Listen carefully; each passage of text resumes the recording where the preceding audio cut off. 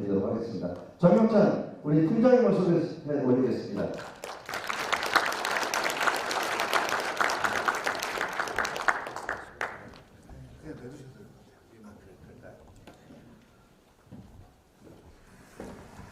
정경찬 팀장입니다.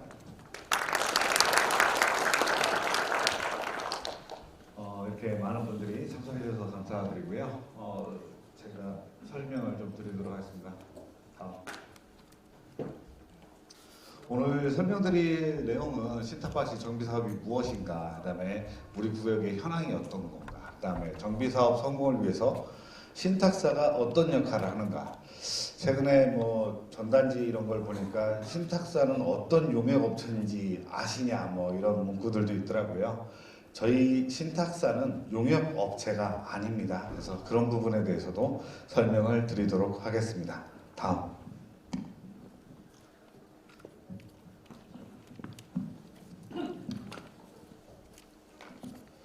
신탁방식 정비사업의 개요입니다. 도입 배경하고 신탁방식 정비사업 종류 이렇게 설명을 드리도록 하겠습니다. 다음.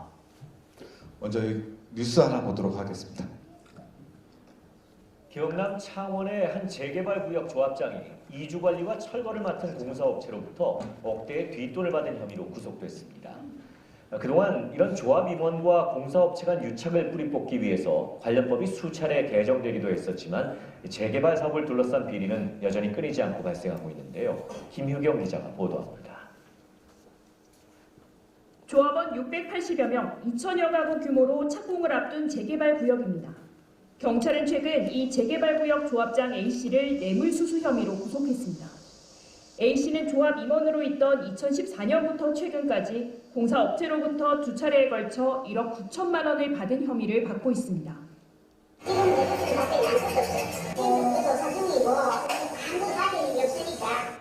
돈을 건넨 업체는 2015년 이 조합으로부터 수십억 원대 이주관리 공사를 수주했고 2017년에는 이 업체가 만든 또 다른 업체가 이 조합에 100억 원대 철거 공사를 수주했습니다.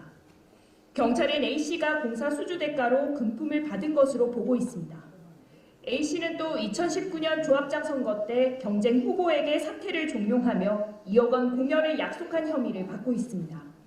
A씨는 모든 혐의를 부인하고 있습니다. 현재 조합장이 구속 상태인데 불구속으로 재판을 받게끔 해달라는 탄원서를 걷고 있지를 않나. 아직도 여기에 아주 희한하게. 앞서 2017년에도 창원의 한 주택 재개발 사업지에서 공사 수주 대가로 5천만 원대 금품을 주고받은 철거업체와 조합 임원들이 검거된 데 이어 또 다른 사업지에선 조합비를 횡령한 조합장이 구속됐습니다. 2010년 조합과 철거업체의 직접 계약을 막도록 하는 법이 시행됐는데도 재개발 사업을 둘러싼 유착 비리가 끊이지 않고 있습니다. KBS 뉴스 김효경입니다. 이처럼 이런 뉴스들 많이들 보셨을 겁니다. 심지어는 흑석동의 모 조합 같은 경우에는 조합 사무실에 있는 금고를 열었더니 조합원도 모르는 조합원 명의의 막도장이 수백 개가 나오기도 했었습니다. 이런 문제들이 있기 때문에 신탁 방식이 도입이 되고 있는 거고요. 지금 보시는 것처럼 정비사업에서 왜 이렇게 많은 배임, 횡령, 뇌물 이런 것들이 발생할까? 이런 부분들이 참 안타깝습니다. 근데 이런 부분들은 이걸 요구하는 사람들도 있을 거고 이걸 만들어내는 사람들도 있을 겁니다. 하면 그 사람들이 원하는 건 그 사람들의 이익이겠죠. 그런 이익을 차단했을 때만 이 정비사업에서 이러한 부분들이 없어질 거라고 볼 수 있습니다. 다음. 이 정비사업에서 탈법행위는 상당히 많습니다. 막말로 그냥 뇌물수수하면서 입찰을 방해하는 것도 있고요. 횡령하는 경우도 있고요. 심지어 지금 여러분들 제일 많이 하는 게 뭐 부풀리기, 원가 부풀리기 이런 부분으로 참 많죠. 특히 이제 협력업체 선정을 함에 있어서 여러분들이 그 협력업체 선정의 내용을 깊게 들여다보지 못한다는 그런 이유에서 특정 업체를 밀어주기 위한 편파 이런 걸 하고 거기에서 리베이트를 받는 그런 것들이 많이 발생하고 있습니다. 다음. 뭐 그런 부분들이 너무 많다 보니까 그런 기사들도 많은 것 같습니다. 다음. 이 부분은 우리가 신탁 방식 정비 사업이 왜 도입되게 됐는지에 대한 어떻게 보면 완결판 같은 뉴스입니다. 뉴스 한 번만 더 듣도록 하겠습니다. 아파트는 완공됐는데 새 집에 들어갈 수가 없습니다. 이삿짐은 쌓여있고 잠은 사무실에서 잡니다. 서울의 한 재건축 아파트에서 벌어지고 있는 일인데요. 금리 인상에 원자재 값 상승 등으로 공사비가 올라가면서 시공사는 돈을 더 달라 재건축 조합은 그럴 수 없다고 맞서면서 시공사가 입주를 막은 겁니다. 박철영 기자입니다. 막 준공이 완료돼 입주 예정일을 맞은 새 아파트입니다. 그런데 아파트 단지 입구를 승용차 2대가 막고 있고 옆에는 사람들이 10명 넘게 몰려 있습니다.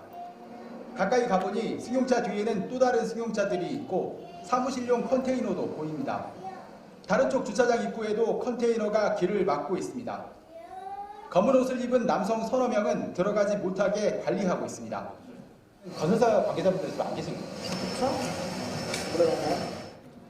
밖에 모여있는 사람들은 이 재건축 아파트 단지 입주 예정자들입니다. 예정된 날에 입주를 못하다 보니 곤란한 일이 생겼습니다. 기존 학교에서는 전입학 배정원서를 써서 이미 왔는데 지금 전입 신고까지는 다 마무리가 됐는데 아직 학교가 지금 진학이 안 되는 거예요. 또 다른 입주 예정자, 이삿짐을 자신의 사무실 건물 밖과 안에 쌓아뒀습니다. 살던 집에선 나왔는데 갈 곳이 없으니 졸지에 이산가족이 돼버렸습니다. 가족들은 지금 어디 가세요? 뿔뿔이 흩어져 있습니다. 지금 한 집은 언니랑 있고 엄마랑 있고 저 아들들은 친구네 집에 가서 하고 저는 여기서 지금 태구점을 하고 있습니다. 아파트 입주는 시공사가 막았습니다. 원자재 가격이 올라 공사비 부담이 크게 올랐다는 입장. 이 중 106억 원을 입주하는 조합원들이 부담해달라고 요구하고 있습니다. 어쨌든 이거는 제가 볼 때는 소송으로 가야 되는 거예요. 전체 299가구 가운데 절반이 넘는 세대는 조합원들이 아닌 일반 분양자들인데 시공자와 조합 사이에서 피해자가 됐습니다. 저도 타고 있는 사람이고요. 솔직히 성인 피해자인 일반 분양자들을 위해서도 조합 속에서 빨리 좀 결단을 내려야 되는데 서울 공덕동 지난해 6월 시작됐어야 할 공사는 8개월 넘게 밀려 있습니다. 방배동의 재건축 아파트 단지도 올 초 한 달가량 공사가 중단됐고 올해 3천여 가구 입주가 예정된 반포동 단지 역시 입주가 미뤄질 전망입니다. 갈등의 원인은 늘어나버린 공사비입니다. 갑자기 물가가 오르면서 이전에 얘기했던 건축비 수준으로는 건설업체들이 공사를 할 수가 없으니까 원래 계약했던 금액대로 그럴 수 있는 업체가 거의 없죠. 현행 제도상 국토부와 지자체가 공사비를 중지할 수는 있지만 강제성이 없어 결국은 시공사와 조합이 풀어야 할 상황입니다. MBC 뉴스 박철현입니다. 예, 지금 보신 뉴스가 어떻게 보면 정비사업에서 왜 신탁 방식이 필요한가를 다 설명하고 있습니다. 기본적으로 조합이 전문성이 결여되다 보니까 제대로 된 업무가 안 되는 거죠. 막말로 아까 좀 전에 보신 것처럼 조합장님이 소송으로 가야죠. 이런 얘기를 하는데 소송으로 가기 전에 들어갈 수 있도록 해결을 했어야죠. 그런 문제가 발생하지 않도록 했어야 되는데 그런 부분들이 전문성이 부족한 거고 그럼 시공사들한테 왜 끌려갈 수밖에 없느냐. 결론적으로는 자금이 없기 때문에 시공사의 돈을 빌려 쓰기 때문에 그러한 대항력이 없는 거고요. 마지막 부분에 나왔듯이 관에서 국토부가 뭘 할 수 있느냐 실질적인 역할은 없습니다. 권고하는 정도 이런 부분들 때문에 조합 방식이 문제가 되고 있었다 이렇게 이해를 하시면 될 것 같습니다. 다음.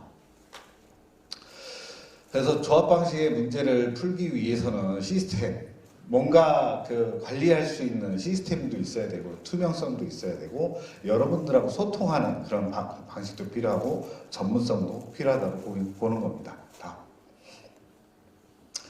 자, 저희 신탁사는 금융투자업에 관한 법률에 의해서 관리되는 금융기관입니다. 저희는 임의로 설립할 수 있는 회사가 아니고 우리나라는 14개밖에 없는 그런 겁니다. 그래서 아까 전단지 얘기 잠깐 했었는데 전단지에서 이제 저희를 용역업체라고 표현을 했는데 저희는 용역업체가 아니라 여러분하고 만약에 사업을 같이 하게 되면 지정개발자라는 표현을 합니다.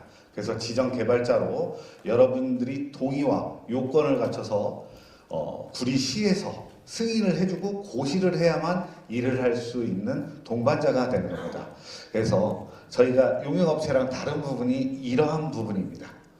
정비업체나 CPM 산업 이런 회사랑 뭐가 다르냐? 저희는 선관주의 의무에 의해서 업무를 봅니다. 그래서 저희가 선관주의 의무를 위반하는 경우에는 원상회복 의무를 지게 되는 거죠. 그래서 저희가 고의나 과실로 업무를 제대로 보지 못해서 여러분들한테 손실을 끼치게 되는 경우에는 저희는 손실을 다 배상해야 되는 원상회복에 대한 책임이 있다는 거죠. 이렇기 때문에 안전하게 진행할 수 있다, 이런 말씀을 드리겠습니다. 다음. 그래서 신탁방식 정비사업이라고 다르지 않습니다. 여러분들이 토지등 소유자가 조합을 만들던 토지등 소유자가 되던 여러분들이 사업주도권을 가지고 여러분들이 의사결정을 하고 여러분들에게 개발이익이 기속이 됩니다. 다만 저희 한국토지신탁은 전문성과 투명성을 바탕으로 자금을 조달해서 여러분을 백업하는 그런 역할을 하게 됩니다. 쉽게 얘기하면 여러분들 내비게이션이라고 아시죠? 내비게이션의 역할을 저희가 하게 되는 겁니다. 저희는 정비사업의 길을 안내하는 겁니다. 저희가 핸들을 잡는 게 아니라 길을 안내해주고 그 길의 선택은 여러분들이 하시는 겁니다. 다만 지도를 보고 검색하는 것도 아니고 모르는 걸 암기해서 가는 것도 아니고 저희는 전문성을 바탕으로 내비게이션의 역할을 충실히 한다, 이런 말씀을 드리겠습니다. 다음. 그래서 이 신탁방식 정비사업에는 시행자 방식이 있고 대행자 방식이 있습니다.